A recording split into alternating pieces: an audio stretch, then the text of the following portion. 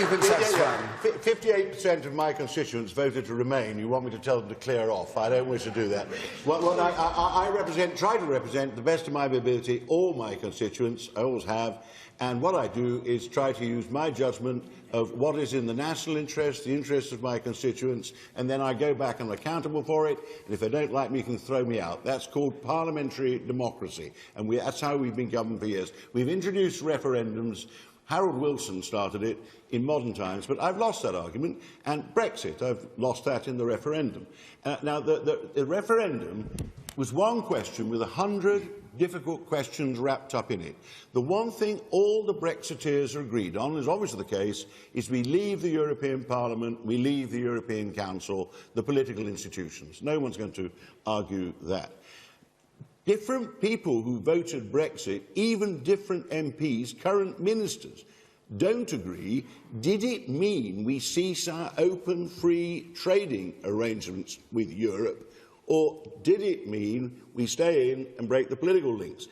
You cannot leave free access to a market of 500 million people without making yourself poorer than you otherwise would be. The Americans don't have, the Japanese don't have that access.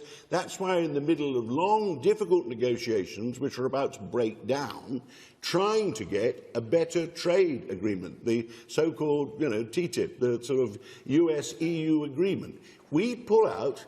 All kinds of difficulties, as Yanis was saying, have now got to be negotiated. So, given what you're saying, was the Prime Minister wrong to say that a vote to leave would mean leaving the single market, which is what he said during the campaign? Or did you disagree with him saying that? David Cameron said it. Well, he said that, and some of the Brexiteers did, others didn't. The main argument in the campaign was it was scaremongering to say that we'd anyway be affected in our trading. The main argument that people like Boris were using was, no, they have to sell their cars to us.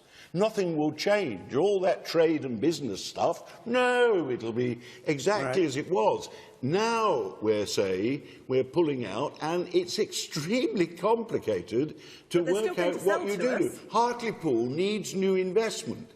Modern jobs. This country is one of the most business-friendly places to invest in. Plenty of places like Hartlepool have not shared in that. That's why we had a massive protest vote in the referendum. But actually making it less attractive for investment is not going to do much good for your children, my children, the next generation who want to do well. Thank you very much. What did you say?